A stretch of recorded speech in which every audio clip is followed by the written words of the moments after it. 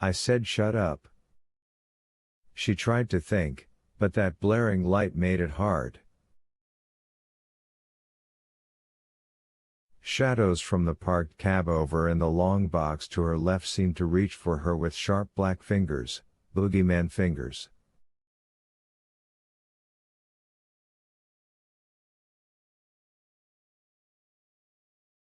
Goddamn pole light. Of course a man like him would have a pole light. She ought to go right now, just turn around on his lawn and drive back down to the road as fast as she could, but she would meet him if she did.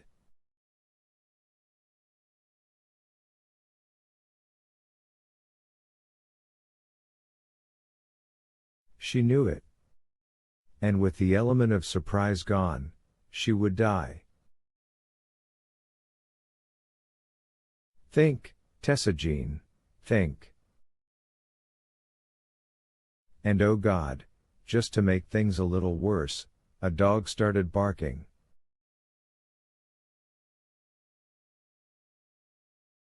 There was a dog in the house. She imagined a pit bull with a head full of jutting teeth. If you're going to stay, you need to get out of sight, Tom said. And no, that didn't sound like her voice.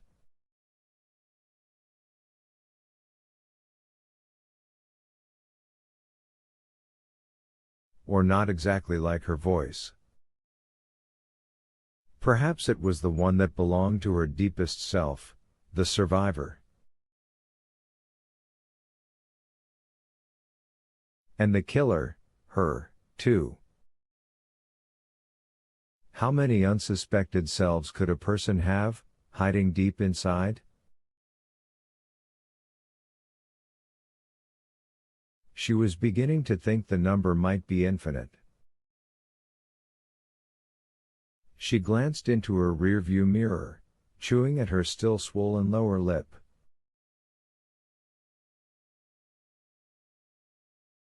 No approaching headlights yet. But would she even be able to tell, given the combined brilliance of the moon and that Christing pole light?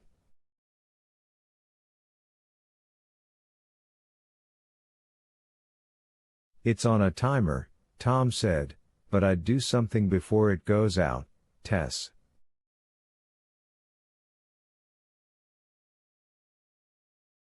If you move the car after it does, you'll only trip it again. She threw the expedition into four-wheel, started to swing around the cab over, then stopped.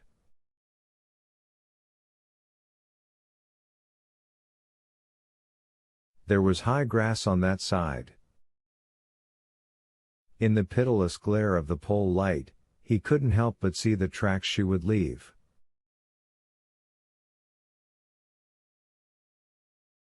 Even if the Christing light went out, it would come back on again when he drove up and then he would see them.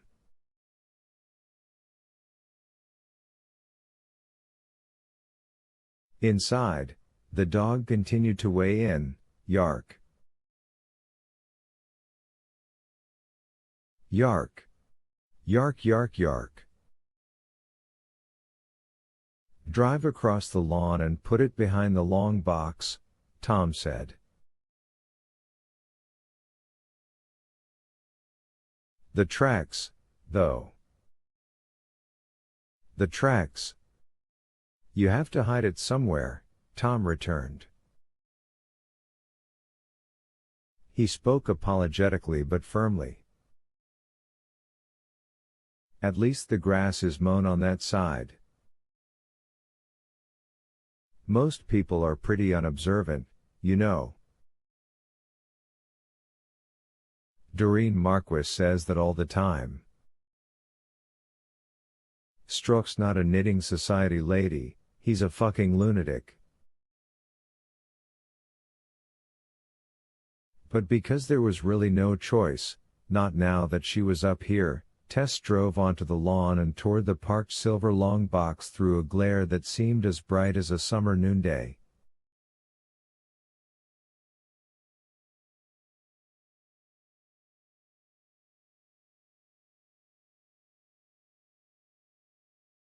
She did it with her bottom slightly raised off the seat, as if by doing that she could somehow magically render the tracks of the expedition's passage less visible.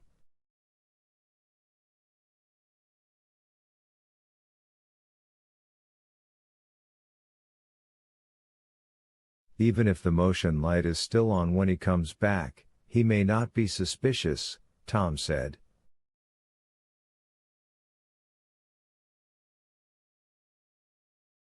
I'll bet deer trip it all the time.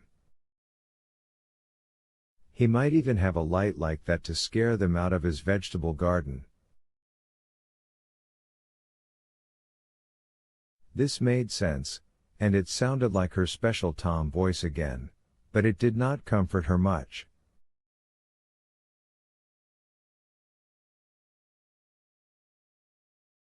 Yark. Yark. Yark yark. Whatever it was, it sounded like it was shitting nickels in there. The ground behind the silver box was bumpy and bald. Other freight boxes had no doubt been parked on it from time to time, but solid enough.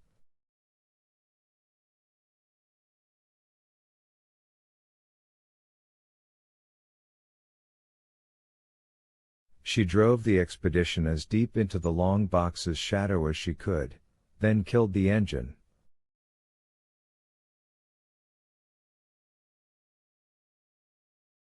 She was sweating heavily, producing a rank aroma no deodorant would be able to defeat.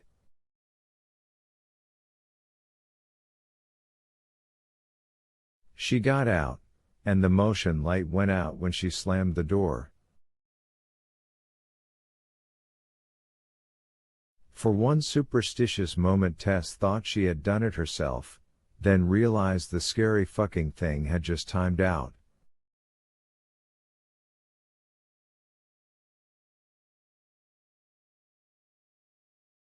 She leaned over the warm hood of the expedition, pulling in deep breaths and letting them out like a runner in the last quarter mile of a marathon.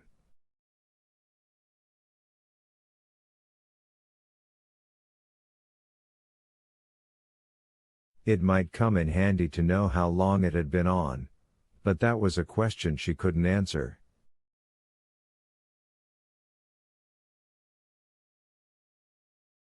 She'd been too scared. It had seemed like hours. When she had herself under control again, she took inventory, forcing herself to move slowly and methodically.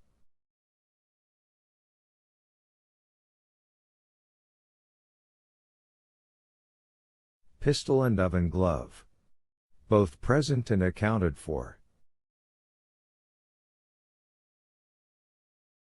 She didn't think the oven glove would muffle another shot, not with a hole in it.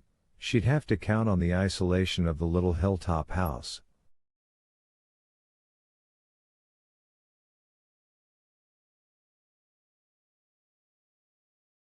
It was okay that she'd left the knife in Ramona's belly. If she were reduced to trying to take out Big Driver with a butcher knife, she'd be in serious trouble.